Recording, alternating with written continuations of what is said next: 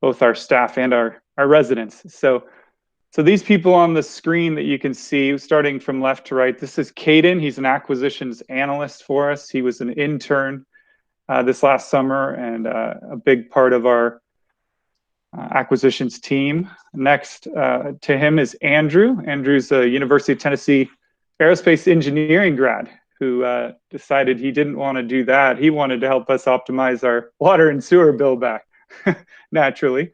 So we're excited to have Andrew on the team, very bright, young, talented gentleman. And then in the middle there is Hank. Hank's our home specialist. So he's responsible for everything from the ordering the homes to the setup to the actual sale of the homes throughout the company. So very heavily involved on the home side. We hope to have a big year in terms of bringing in and selling a lot of homes this year. And then the two folks on the right, Leah and Chris, are two new accounting team members. Leah is a controller and Chris is an accounting manager. All 5 of these team members will be based out of our new Knoxville office, which opens ironically next week. We're very excited about that office. You might ask, why Knoxville? And we have some great partnerships there with Clayton and some of the banks. Additionally, if you just drew a circle around the state of Tennessee, we're in many of the neighboring states, and it geographically makes a lot of sense for us. So more updates on the office, but these are some new SG team members that we're excited about for sure. Next, we wanted to just introduce you to the Fund 4 community managers. After just discussing this slide, we realized how amazing this group is here. Some of the best that we have, to be honest. On the left is Angie. She's down in Texas at our Los Robles community. She is just a go for it, can do mindset. She actually had a full knee replacement and within a couple days was already back on her computer working, just highly committed. Next to her is Brittany. Brittany helps out in Kentucky and Indiana at our South Rogers community. And just yesterday, we received a picture of Brittany on a skid steer plowing snow. So if that tells you anything about her character and work ethic, she's a gift to that community and to this company for sure. Then we have Shelly. Shelly's a district manager down in Florida. She oversees some communities there, as well as mentoring some of our other community managers, one of which is on the far right there, Patricia, at our Albany community. So Shelly is seasoned and experienced and a great resource for the company. Next to her is Jackie. Jackie oversees our parks in North Carolina. So she's also very seasoned and experienced. And we just thought it would be valuable for you to see some of the team members. There's obviously more and a number of maintenance team members that make things happen, but these are 5 of our best. Even Patricia on the right, being relatively new, has just been so engaged and excited about the vision there in Albany.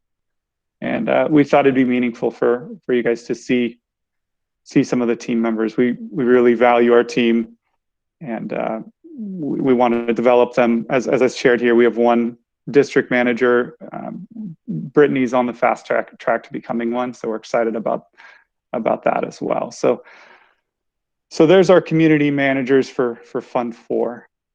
So we're going to jump in here now to some of the numbers. We ask that if you have any questions, go ahead and type those into the chat function. Some of you have already presented your questions ahead of time, and if we don't answer them, we'll get to them at the end of the call.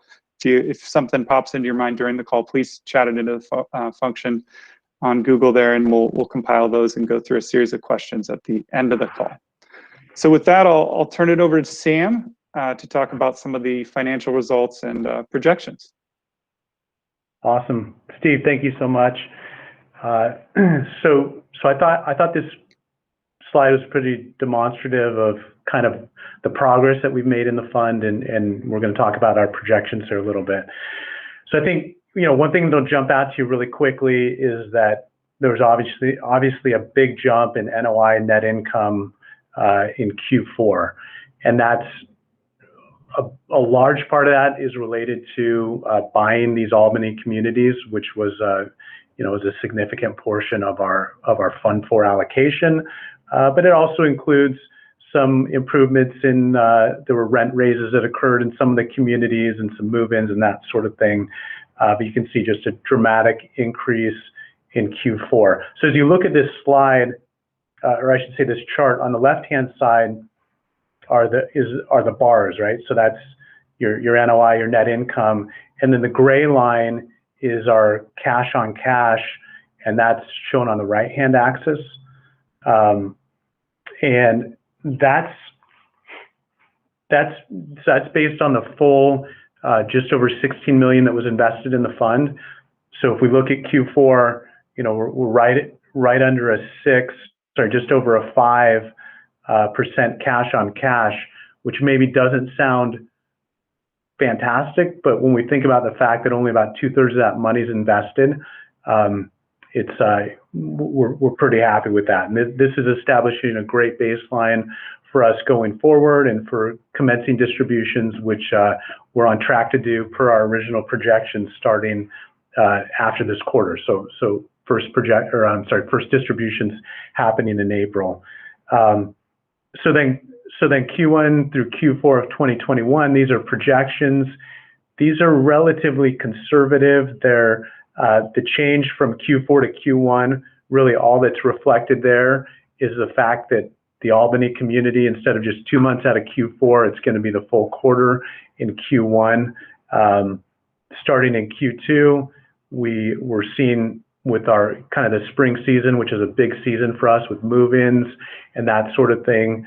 Some of these homes that we've had delivered or are getting delivered we're gonna start seeing those numbers increase as people move in Q2 and Q3, and then just kind of continuing that momentum through Q4 with. So what we do is, in terms of a rent increase, we kind of have some communities on a April schedule and others on a October schedule. So that's kind of the difference there. So you'll see an increase there as well. So for us, we're most interested really is we look at each asset, right? And how's each asset doing? How's it doing relative to projections? These are our revenue projections for the first 12 months of the communities, and then you can see that really across the board we're above our projections. The one where we're lower is Silver City. This is the community that we're redeveloping into a tiny home community. We're going to talk more about that in a few minutes. But other than that, Banner, which is our brand new portfolio on the bottom, we're pretty much flat there, but we're up on the rest of them for revenue. Next slide shows our net operating income, and it's kind of similar things. You see Silver City is a little lower, but other than that, on a per property basis, we're pretty happy with definitely how things are going, and more importantly, kind of where they're headed. So, as Steve mentioned, feel free, any questions you have, type them in the chat, and we'll address those at the end of the presentation.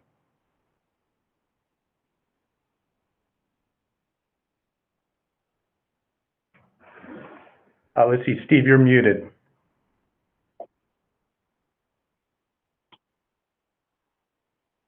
Let's see. Thank you, Sam. Next up, we're going to jump into some capital projects. Can you guys hear me okay now? Yes. Yeah. Awesome. Thanks. I'm going to turn it over to Luke. We're going to start at Los Robles, which we're really excited about. So Luke, feel free to take it away. All righty. Well, all of Saratoga Group has been growing. So has our capital projects team. At this point includes myself, Fletcher, Hank, and Andrew. And we have an intern named Chance as well that's been helping out. But yeah, with Fund 4, there's been a lot of exciting improvements and capital projects going on. Here in Los Robles in Rockdale, Texas, in December, we finished the installation of this playground here. Pretty much all the playgrounds we install are Corcat playgrounds, really, nice, well-fabricated playgrounds. They come and do the installation itself, and the the turf that you see there, the AstroTurf, has a 4-inch rubber pad underneath it. So really a nice playground. The kids have really been enjoying that. To the right there, you see we've been doing lot prep for an order of homes that's coming in toward the end of the month or early March. And we're also doing demolition of about 20 homes in Los Robles, and have another order of Clayton Homes then coming in behind that to fill those lots. Let's go ahead to the next slide. And then, well, let me go ahead and cover the right portion here. Hard to see the detail, but this is kind of a first pass by our engineering company, Costello, at the layout for phase 2 of Los Robles. We're looking at, originally we thought it'd be around 100, 101 blocks. It looks like we can fit something close to 120 in this phase 2 development. That, that engineering work is ongoing right now. We've had a couple meetings with the city. Things are looking really good, and we're really excited about that development. And yeah, Fletcher, do you want to cover the other items there? Yeah, thanks, Luke. So a few signage projects we've had moving forward in Los Robles. Small new sign for the office, sort of bottom center there, and then bottom left. This is a new V-shaped sign wall we've had constructed at the property entrance. The sign faces haven't been installed yet, but they will be in the coming weeks. So it's in a real nice high visibility location on a busy highway, and it'll be a great looking sign at the entrance to the community. At the top on the left there is an image showing some of the solar streetlights that we installed in this property last quarter.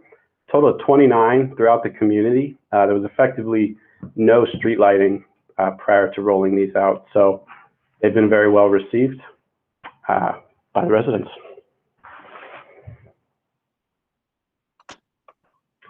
Okay, and here we've got South Rogers in Bloomington, Indiana. We've also had some signage projects going there, landmark sign as well. What you see on the top right is a wall that was constructed. It's a little smaller, wasn't as much space to work with, but it's also in a good high visibility location. There'll be a double-sided landmark sign. And at the bottom on the right, what you see are locations where we'll be installing the same solar streetlights that we put in Los Robles. They're there, but we're waiting for the snow to thaw to get them in the ground. Yeah, actually, can you back up? And then we also received a shipment of Clayton Homes, 11 Clayton Homes to South Rogers as well. Those arrived in December and January, and we're completing the setup of those homes right now. And in fact, Brittany is on her way up there right now. So far, none of them we haven't sold any of them. We're starting to heavily market those, but we're pretty excited about the market there. And we have another order coming in behind those homes. Delivery dates to be confirmed, but we're looking early Q3 for those. And yeah, let's go ahead to the next slide. Silver City in Las Vegas.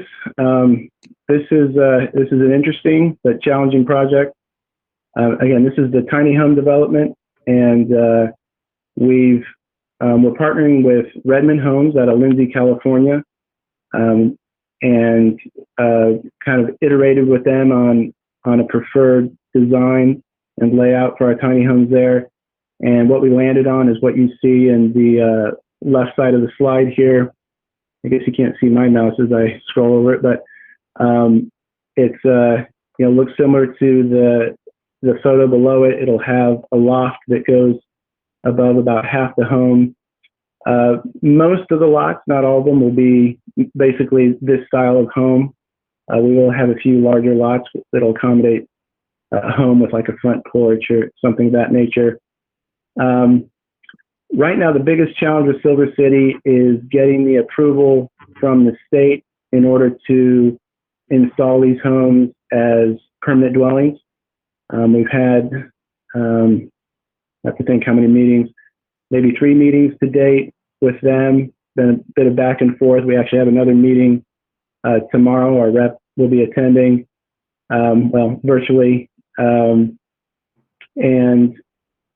trying to basically figure out how to get over this hurdle of getting their approval to use these homes as permanent dwellings. We do have some kind of backup options in the event we can't get alignment with the state, but still kind of working that issue. So that's in the works. We've kicked off a marketing study with a gentleman by the name of Larry Wassam and another guy by the name of Tom Amato. And this is a very comprehensive marketing study that'll include kind of input or feedback into how we develop our amenities, price ranges. It'll also generate a lot of the leads that we will want for people to move into these homes. So we're hopeful that it'll kind of be a pipeline of potential residents into this community. And that marketing study will wrap up around March 24th, I believe. And we'd be happy to share the results of that with the team. So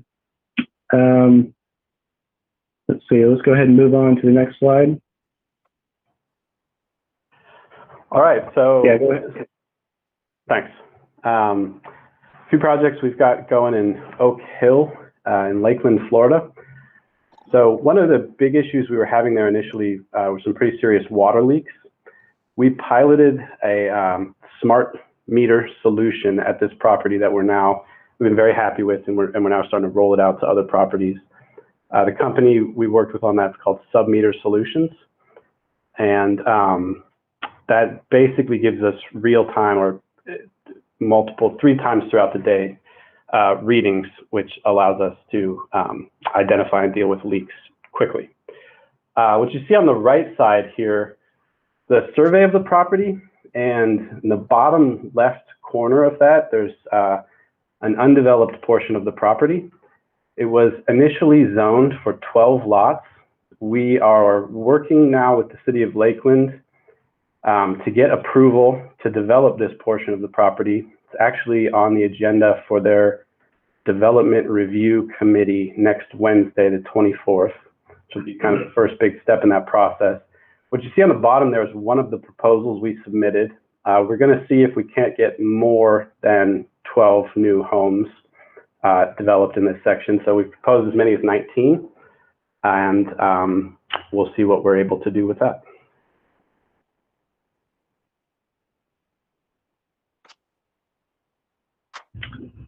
Okay, you can go ahead and move to the next slide. Okay, and these are the other 2 properties that Shelley's managing in Florida, Ashland and Iowa, which are in Daytona. This image here is showing Ashland, which one of the bigger projects we've been working on there lately is closing off the back side of the property. So the main entrance to the property is on Ridgewood Ave at the top of the photo there. And at the bottom of the photo along Carswell Avenue, there are 3 entrances that we're working to close off. So we're working with the city and the fire department, finalizing our plan essentially to fence off about 300 feet of that section of the property boundary and install a few emergency access gates. So Shelley, the manager there, is very encouraged about this measure to help deal with some security issues that we've had in this community.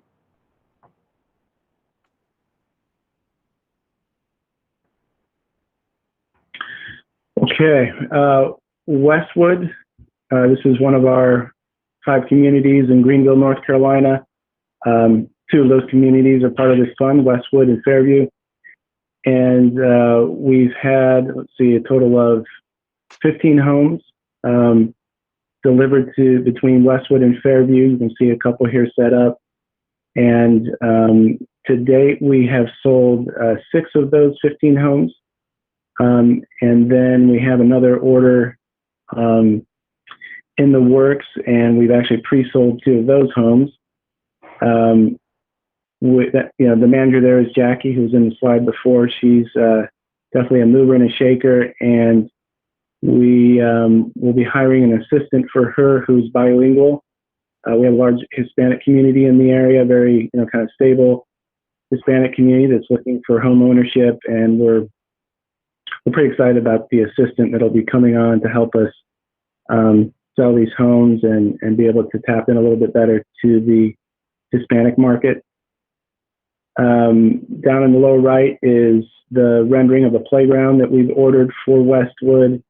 A little bit of an involved process with the city to get those approvals. It takes a little bit. We have to generate engineered drawings for them, but that's moving forward. And I guess we don't have a photo on it, but we're working with an engineering company by the name of Wooten on our road works, drainage, infrastructure related, kind of all the engineering related to that. For Westwood, it's a pretty large project that we recently completed the survey, and engineering, let's see, should be complete. I think it's mid-April. All of that should wrap up. Then we'll start getting bids from contractors on that work. But that's going to be a big project. The roads are in pretty poor condition. We've already done some initial work, but it'll be a pretty major project there. But what's really encouraging to me is, despite the condition of the roads and some of the infrastructure there, we see a lot of interest in the community, and the 2 homes that have pre-sold were there at Westwood. So, that's without a lot of the improvements that are in the pipeline. So we're pretty excited about Westwood.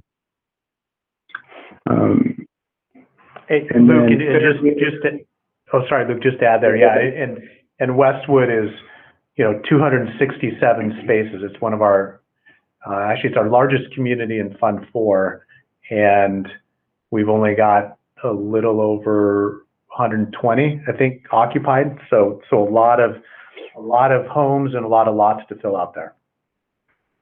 Yeah, a lot of upside potential. Fairview, we've got a playground in the works there. Playground's ready to go. We're just waiting on the city approval, which we think we should get within the next week or 2. And then I think, Fletcher, if you want to talk a little bit about the rest of the capital projects going on there. Sure. The photo on the top right there is a picture of the office building at Fairview. It's got potential, but it needs some love. And so we've developed a plan to remodel it. Currently, we've gotten a few bids, but not the right one. So we're still working that out. And then on the left-hand side, we're also installing a landmark sign at Fairview in a nice location along a busy road. It'll be a double-sided sign as well. Yeah, actually, let me add a few more comments before we move on. So Fairview, to date, we've actually only one of the homes, new homes there has sold to date. But we feel like part of it's just a lack of presence. Again, the office, we haven't been using that. It hasn't really been occupied by our staff. And so can't really see it in the picture, but to the right of the office across the street, we just set up a new home. We had a local company stage it for us. It looks great. Beautiful new home and beautifully furnished on the inside. That will be our show home and our temporary office for our staff. And so with that, and then in addition, we are going to be doing new driveways for the entire community. Been a bit of a challenge with residents kind of parking wherever they want, and kind of to change a little bit, getting away from the image of a trailer park, more to a community of kind of the standard that we have.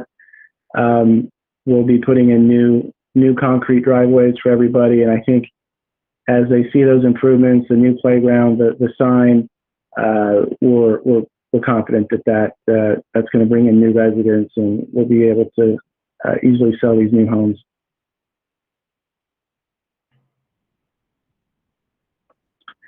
Okay, Oak Grove Estates. I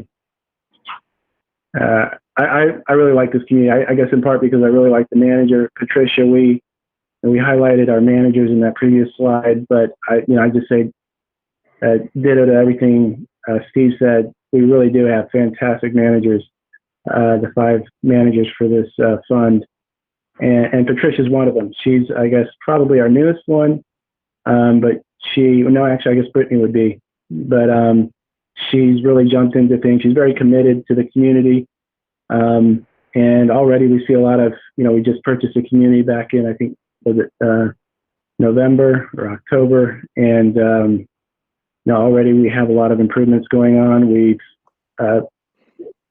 paved all the roads in January. This is kind of a little bit of a sneak peek into Q1, but finished paving all the roads there. I did a significant amount of tree work. And then we have, excuse me, a lot of other projects coming forward, a playground. We have a big easement, which is kind of dead space on the east side of the community. And actually, I think it was Caden, who's an avid soccer player, pointed out that would be a great spot for a soccer field. So looks like Georgia Power will allow us to do that, and we'll add a soccer field to the community, and some other projects going on, such as improving the drainage with some cleaning out the ditches and things like that. But yeah, things are going really well down in Albany.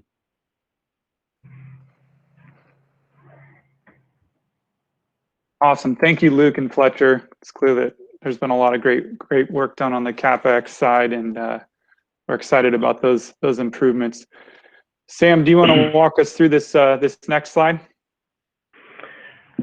Yeah. In fact, we had a question come in before our presentation today regarding the QOZ fund and making sure that we're meeting all the requirements for the fund. So before we jump into the substantial improvements, which is very important part of that, I do want to mention that in Q4 we also completed a tax, we can call it a tax memo from Blank Rome. Blank Rome is a legal firm out of the Washington, D.C. area, really one of the thought leaders in the OZ space.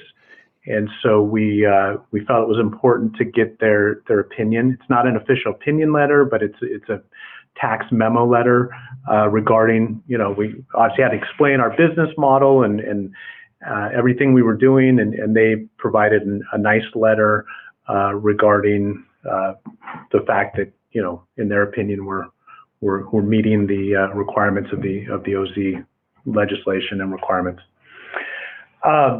So substantial improvement. We've got the updates here regarding what happened in Q4. So we added just over 700,000 in improvements to our basis. So we're right about $2.5 million that we've added so far. The test is done on an asset by asset basis. So the only community that's met the basis requirement so far is Los Robles, the one in Texas. But we're in progress on all these communities, and we will certainly meet the doubling of basis requirement within the 31 months as stipulated in the legislation. Awesome. Thank you for that, Sam. Becky, did you have a few announcements for the group as well as we get ready for questions? Well, thanks, Steve. I just wanted to mention, I'm sure people are curious since it's tax season, we are going to get all the K-1s out to the investors prior to the end of March. We'll do it as soon as we can. They're all the information is at our CPA firm, and they're preparing things as we speak. So as soon as those are available, we'll load them to the investor portal, and you can access them from there. Awesome. Thank you, Becky. Okay, we've got a series of questions. We'll see if we can get through them. Some of them we've touched on, but we can provide a little more color perhaps. So Sam, can you just clarify the expected quarterly distributions for 2021? Okay, so yeah, we did have kind of a number of questions regarding this, like, how much is it going to be? Specific people asking, hey, am I going to be one of those that gets the first distribution and that sort of thing. So that's a little tough to answer right now. I mean, we do want to finish Q1 obviously and look at our cash flow there. But as you can see, Steve, if you go back to that slide that showed the chart while I'm talking about it, we've had income along the way, including Q4 here. So the way that we're looking at this is we obviously only want to distribute. And I'm sorry, Steve, if you go back towards the beginning. Yep. Awesome. We only want to distribute, obviously, actual operating income. So, yeah, one more. There we go. So, if we look at Q4, what we're going to do is everybody has kind of their investment date, and so the plan is to pay out the preferred return up to a certain month, or hopefully an end of quarter or something like that, and then as we move forward here, so let's say we've got enough operating income to pay up through the end of Q2 2020 in the first distribution. I have no idea at this point, but that's probably about right. Probably right around. So in other words, if you put your money in sometime before the end of Q2 2020, that you could expect some level of distribution. And then marching forward, we're going to continue to use that operating income to get everybody caught up on the preferred return. And then kind of go from there. But distributions will happen by the end of April for Fund 4. Awesome, thank you. Next question that came in was, during the last call, it was mentioned an income statement, cash flow, and balance sheet would be provided. Is there one available? So I guess I'd like to ask, if there are specific income statements and balance sheets folks are looking for. Typically, these are prepared on an entity by entity or property by property basis.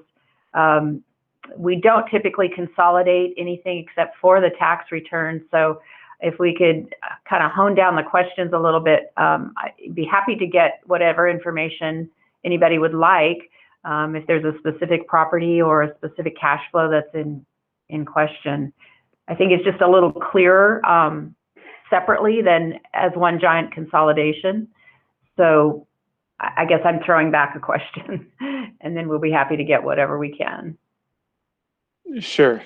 Yeah, so whoever asked that, if you want to be more specific, we can get back to you on that for sure. In the meantime, we'll move on. There's a question here about the backlog for homes. Are you being delayed, and what have you seen in terms of a cost increase? How are you offsetting that cost increase as well? Yeah, you want me to take that one? Yeah. Go ahead, Luke. Well, yeah, it's but best of times, worst of times. I guess a good thing, we have seen, of course, the backlogs increase. We've seen the material pricing increase, but we've also seen an increase in demand. So demand for housing. So I think it kind of it all balances out. The other great thing, I think, the situation we're in here, we have a great partnership with Clayton. They're kind of our preferred home supplier. So we've partnered with their plants in Maynardville, in Wakarusa, Indiana, down in Texas at their Waco and Bonham plants, and well, with the exception of Silver City, they're essentially providing all of our new homes going forward. And so we partnered with them at a corporate level, and they've committed to us to basically meet all the demand and all the home orders that we have scheduled for 2020. And for 2021. I'm sorry, 2021, correct. So we, for example, South Rogers, this next order of homes, I think we're about 4 months out. Down in Los Robles, we're about 4 or 5 months out to get those homes. But overall, Clayton has shown that they can meet the demand and the schedule for home orders that we have. So overall, not a big issue for us. Luke, the second part of that question was regarding offsetting price increases and kind of return on our investment in the homes. Do you want to just speak a little bit regarding kind of how we price those? Sure. Yeah. So, we have these spreadsheets set up that we use for pricing our homes. We add up the cost of home transport, setup costs, security index, all that. And then we based on the market, we put in a profit margin. We have an assumed interest rate of 8.9%. And then our typical term or pricing is an option payment or kind of down payment, upfront payment of $4,000. And then we do a 12-year term typically, although we have some flexibility with that, and price the home accordingly. So, a typical home in a typical community in this fund, again, it'd be a $4,000 option payment, and then your monthly home payment, not including the lot rent, would be somewhere, $500 to $650 a month for 144 months or 12 years. So, that in terms of the increase in home costs or material costs that then have increased the price of purchasing homes, that's all included in the pricing that we do for selling these homes. Awesome. Thank you. And in line with that, another great question here. To fill the lots quicker, have you considered purchasing homes from other manufacturers such as Cavco or Skyline rather than just depending solely on Clayton? Luke, you want to address that? Yeah, sure.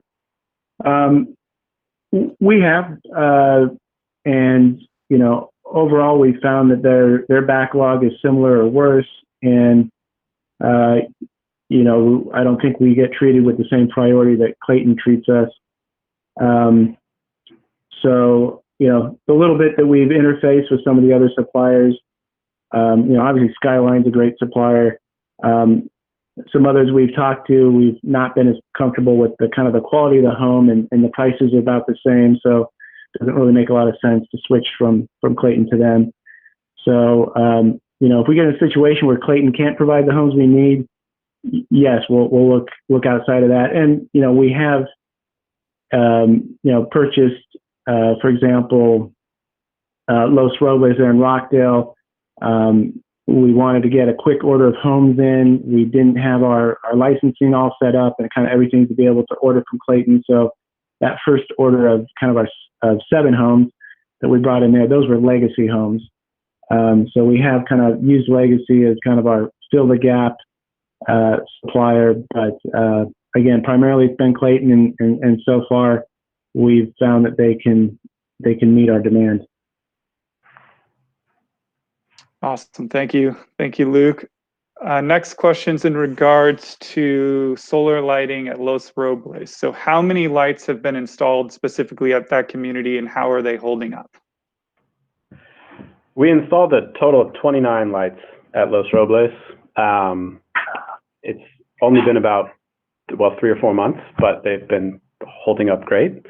The expected lifetime on those fixtures is about 10 years.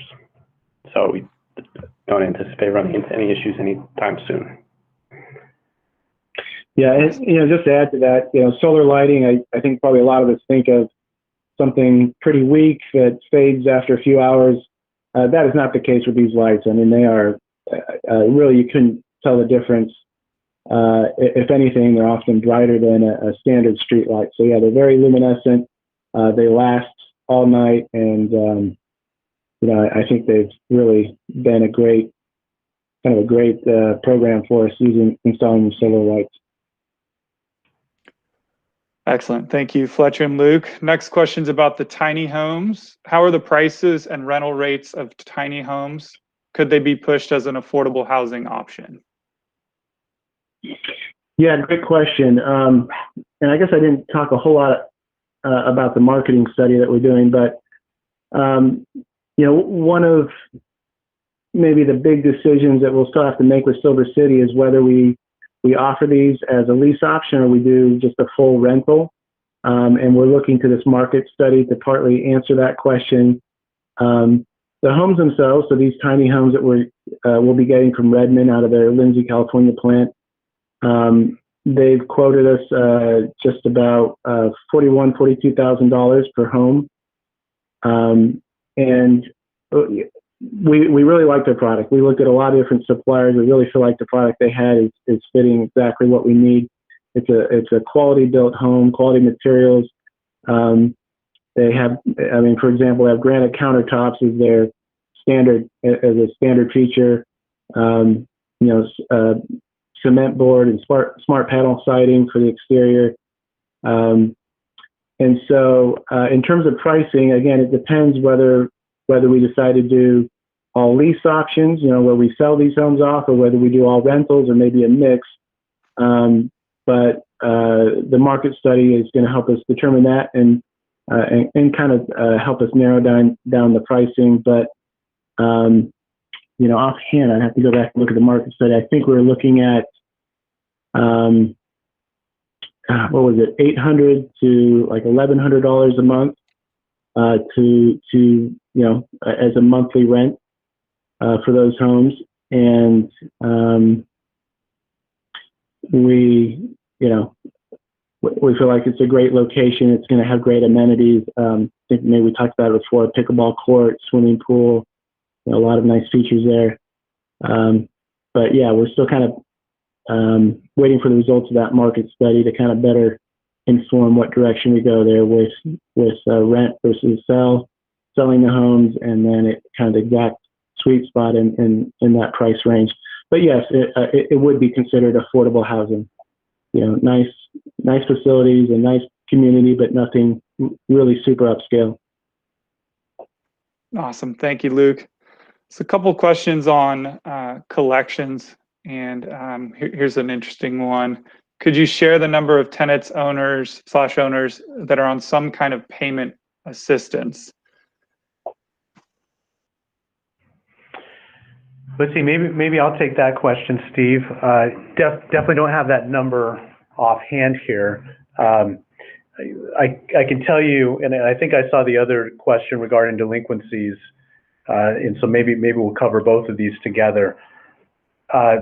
So, as you guys, as everybody hopefully has seen, we're sending out weekly emails on rent collections, and that's not just Fund 4. We're doing that across our portfolio. When COVID hit, we were concerned about delinquencies and collections and things like that.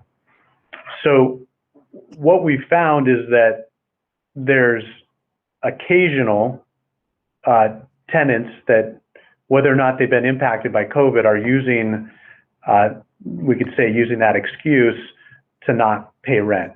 And of course, right now, between eviction moratoriums on a federal level with the CDC and what's going on at local levels, in the past, somebody doesn't pay, then you kind of go through the process and you get them out and you turn it back into an income generating space. And so where we have that situation, it's difficult to get to get an eviction done. We've gotten some move outs and we've gotten some traction there. The bigger thing that we've done, so we really have, in terms of federal relief, you could say maybe some of this money is coming from the federal government, but it's really been administered on a local level.